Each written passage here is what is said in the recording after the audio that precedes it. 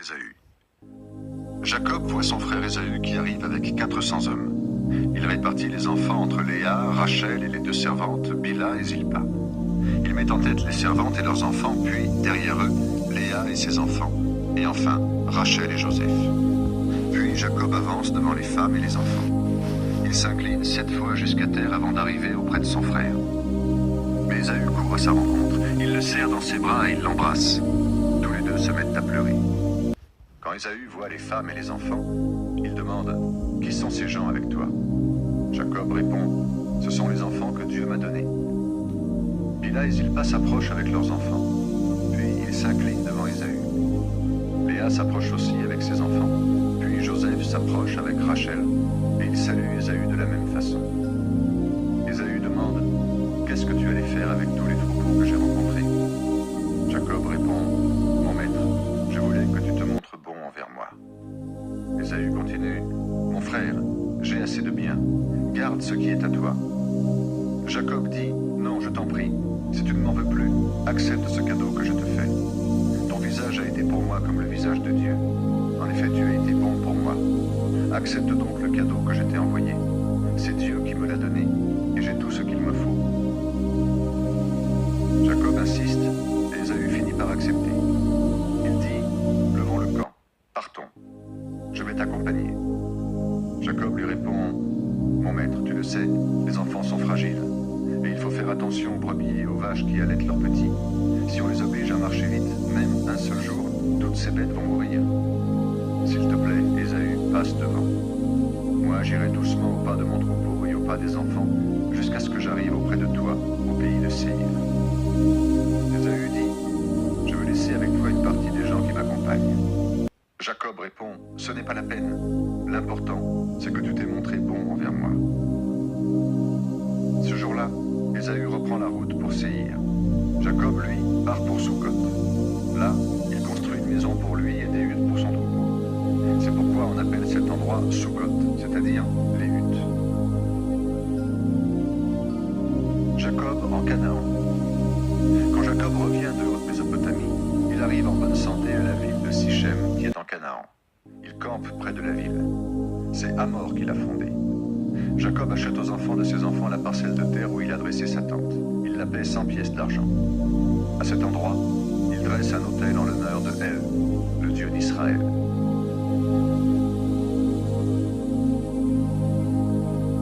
Les fils de Jacob vengent leur sœur Dina. Un jour, Dina, la fille de Jacob et de Léa, va rendre visite aux femmes de Canaan. Sichem, le fils de Hamor, le chef hivite de la région, la voit. Il l'enlève et il couche avec elle en lui faisant violence. Mais il s'attache vraiment à Dina, la fille de Jacob. Il l'aime beaucoup et il essaie de gagner son cœur.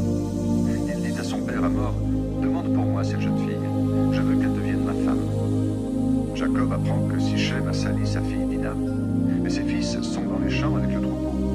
Alors il ne dit rien jusqu'à leur retour. Hamor, le père de Sichem, va chez Jacob pour lui parler. Quand les fils de Jacob reviennent des champs, ils apprennent ce qui s'est passé. Ils se sentent insultés et se mettent dans une violente colère. En effet, Sichem a commis une faute très grave en couchant avec la fille de Jacob. On ne doit pas se conduire de cette façon en Israël. Mais Hamor leur dit, « Mon fils Sichem est amoureux de cette jeune fille. Donnez-la pour femme à mon fils. Unissez-vous avec nous. Vous nous donnerez vos filles en mariage et vous prendrez nos filles pour femmes. Vous habiterez auprès de nous. Le pays vous sera ouvert. Vous pourrez vous installer là, faire vos affaires et devenir propriétaire. » Sichem lui-même vient dire au père et aux frères de la jeune fille, « Soyez indulgents pour moi, et je vous donnerai ce que vous me demanderez. Vous pouvez exiger de moi une dot importante et beaucoup de cadeaux. Je paierai tout ce que vous me demanderez. Seulement, donnez-moi cette jeune fille pour femme. » Les fils de Jacob répondent à Sichem et à son père Hamor. Ils leur mentent parce que Sichem a sali leur sœur. Ils leur disent, « Nous ne pouvons pas donner notre sœur en mariage à un homme qui n'est pas circoncis. Ce serait pour nous la honte. Nous accepterons votre demande à une seule condition. Tous les hommes de chez vous doivent se faire circoncire comme nous. Nous vous donnerons nos filles en mariage et nous prendrons vos filles pour femmes. Nous habiterons près de vous et ensemble, nous formerons un seul peuple. Si vous n'acceptez pas d'être circoncis, nous reprendrons notre sœur et nous partirons. » Ces paroles plaisent à Hamor et à son fils Sichem. Le jeune homme se met tout de suite à faire été demandé, car il veut la fille de Jacob. Il a beaucoup d'influence dans la famille de son père. Hamor et Sichem viennent à la porte de la ville et ils se mettent à parler aux habitants de cette ville. Ils disent « Ces gens sont en paix avec nous. Ils n'ont qu'à habiter avec nous dans le pays. Qu'ils y fassent des affaires, que tout ce pays leur soit grand ouvert. Prenons leurs filles pour femmes et donnons-leur nos filles en mariage. Ces gens accepteront d'habiter avec nous pour former un seul peuple, mais il y a une seule condition. Tous les hommes de chez nous doivent se faire circoncire comme eux. Si nous leur donnons notre accord, ils viendront habiter auprès de nous, et leurs troupeaux, leurs richesses, tous leurs animaux seront à nous. Tous ceux qui sont présents à la porte de la ville acceptent les paroles de Hamor et de son fils Sichem. Tous les hommes de la ville se font circoncire. 2 jours plus tard, les hommes sont encore souffrants. 2 fils de Jacob, Siméon et Lévi, frères de Dina, prennent leur épée. Ils entrent dans la ville avec assurance et ils tuent tous les hommes. Ils tuent Hamor et son fils Sichem. Dans la maison de Sichem, ils reprennent Dina et ils sortent.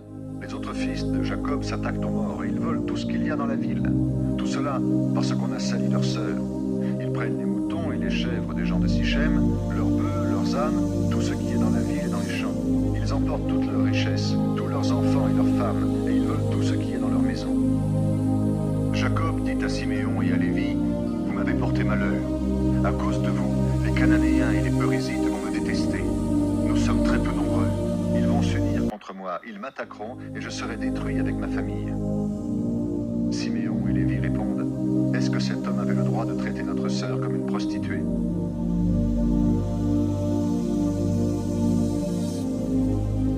À Bethel, Jacob construit un autel pour Dieu. Un jour, Dieu dit à Jacob, « Pars, va à Bethel et reste là-bas. Tu me construiras un autel.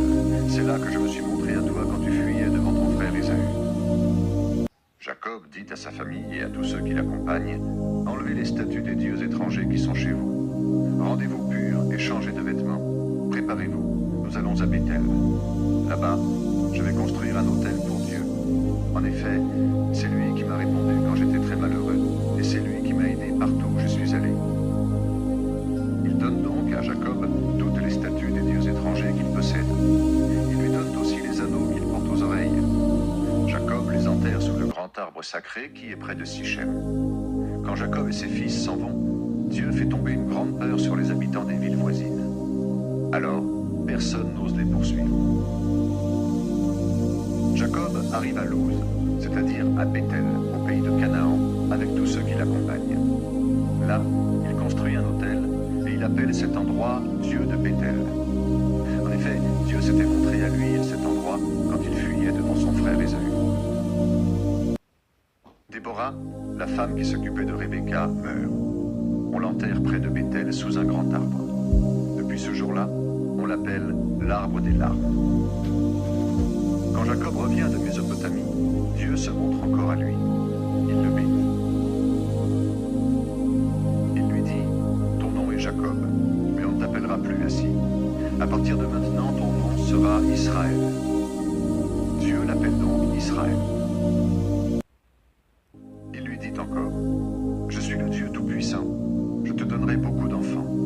Alors tu deviendras l'ancêtre d'un peuple et d'une communauté de peuples. Des rois naîtront de toi. Le pays que j'ai donné à Abraham et à Isaac, je te le donne.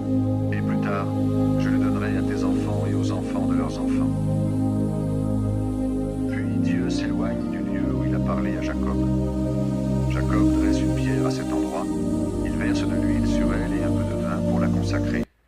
Cet endroit où Dieu a parlé avec lui, Jacob l'appelle Bethel, c'est-à-dire maison de Dieu. Rachel meurt en donnant naissance à Benjamin. Jacob et sa famille quittent Bethel. Ils sont encore loin d'Ephrata quand Rachel met un enfant au monde. La naissance est pénible. Pendant que Rachel accouche difficilement, la sage-femme lui dit « N'aie pas peur, c'est encore un garçon. » Rachel est mourante. Au moment de mourir, elle appelle l'enfant Benoni, ce qui veut dire « fils de ma douleur ». Mais Jacob l'appelle Benjamin, c'est-à-dire « fils de la main droite ».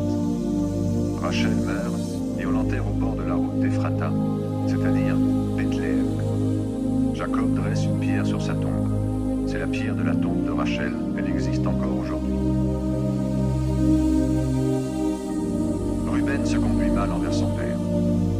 Jacob part et il va dresser sa tente au-delà de Migdal-Éder. Pendant que Jacob habite cette région, Ruben couche avec Bila, femme de deuxième rang de son père. Jacob l'apprend et il est très troublé. Les 12 fils de Jacob. Jacob a eu 12 fils. Léa lui a donné Ruben, l'aîné de Jacob, Siméon, Lévi, Juda, Issachar et Zabulon. Rachel lui a donné Joseph et Benjamin. Bila, la servante de Rachel, lui a donné Dan et Nephtali. Zilpa, la servante de Léa, lui a donné Gad et Aser. Voilà les fils de Jacob qui sont nés en Mésopotamie. La mort d'Isaac.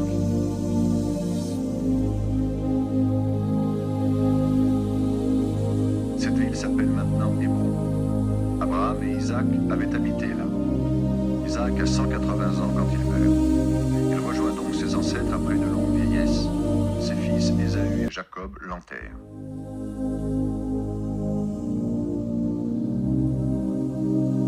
Ésaü s'installe avec sa famille dans la montagne de Séhir. Voici la famille d'Ésaü, c'est-à-dire Édom. Ésaü prend pour femme des Cananéennes, Ada, fille d'Élon le Hittite, Oholibama, fille d'Anna et petite-fille de Sibéon le Hivite. Il prend encore pour femme Basmat, fille d'Ismaël et sœur de Nébaïoth. Ada est la mère d'Éliphaz, Basmat est la mère de Réouel, Oholibama est la mère de Yéhouch, Yalam et Korah. Voilà les fils d'Ésaü qui sont nés en Canaan. Ésaü prend ses femmes, ses fils, ses filles, toutes les personnes de sa maison, son troupeau, tous ses animaux. Il prend aussi toutes les richesses qu'il a acquises en Canaan. Il part loin de son frère Jacob, dans une autre région. En effet, ils ne peuvent pas habiter l'un près de l'autre, parce qu'ils sont trop riches. La région où ils se trouvent ne peut pas suffire pour nourrir leur troupeau. Ésaü, c'est-à-dire Édom, va habiter dans la montagne de Séhir. La famille d'Ésaü. Voici la famille d'Ésaü, l'ancêtre d'Édom, dans la montagne de Séhir. Voici les noms des fils d'Ésaü. Éliphaz, fils de sa femme Ada. Réouel, fils de sa femme Basmat. Les fils d'Éliphaz sont Témon, Omar, Sépho, Gatam et Quénaz. Éliphaz, le fils d'Ésaü, a aussi une femme de deuxième rang, Timna. Elle lui donne un autre fils, Amalek. Voilà les petits-fils d'Ésaü et de sa femme Ada. Voici les fils de Réouel, Nahat, Zéra, Shama et Misa. Ce sont les petits-fils d'Ésaü et de sa femme Basmat. Oholibama, fille d'Anna et petite-fille de Sibéon, a donné à Ésaü, Yéhouch, Yalam et Korah. Voici les chefs des fils d'Ésaü. Les chefs d'Éliphaz, le fils aîné d'Ésaü et de sa femme Ada, sont Téman, Omar, Sépho, Quénaz, Korah, Gatam et Amalek. Ils vivent en Édom. Les chefs de Réouel, fils d'Ésaü, sont Nahat, Zéra, Shama et Misa. Ils vivent en Édom. Ce sont les petits-fils de Basmat, femme d'Ésaü. Les chefs Yéhouch, Yalam et Korah sont les fils d'Ésaü et de sa femme Oholibama, fille d'Anna. Voilà les chefs des Édomites de la famille d'Ésaü. Les premiers habitants du pays d'Édom sont de la famille de Séhir, le Horite. Les chefs des Horites, fils de Séhir, sont Lotan, Shobal, Sibéon, Anna, Dishon, Esser et Dishon. Les fils de Lotan sont Hori et Emam. La sœur de Lotan est Timna. Les fils de Shobal sont Alvan, Manahat, Ebal, Shepho et Yonam. Les fils de Sibéon sont Aya et Anna. C'est Anna qui a trouvé de l'eau dans le désert quand il gardait les ânes de son père Sibéon. Les enfants d'Anna sont son fils Dishon et sa fille Oholibama. Les fils de Dishon sont Endan, Eshban, Itran et Kéran. Les fils de Esser sont Biléan, Zaban, Akan. Les fils de Dishan sont Ous et Aran. Les chefs des Horites au pays de Séhir sont Lotan, Shobal, Sibéon, Anna, Dishon, Esser et Dishan. Voici ceux qui sont rois dans le pays d'Édom avant qu'il y ait des rois en Israël. Béla, fils de Béor de la ville de Dinaba. Quand Béla meurt, Yobab, fils de Zéra de la ville de Bosra, devient roi à sa place. Quand Yobab meurt, Husham de la région de Théman devient roi à sa place. Quand Husham meurt, Hadad, fils de Bédad de la ville d'Avit, devient roi à sa place. Il bat les Madianites dans le pays de Moab. Quand Hadad meurt, Samla de la ville de Masréka devient roi à sa place. Quand Samla meurt, Shaoul de Rehoboth sur la rivière devient roi à sa place.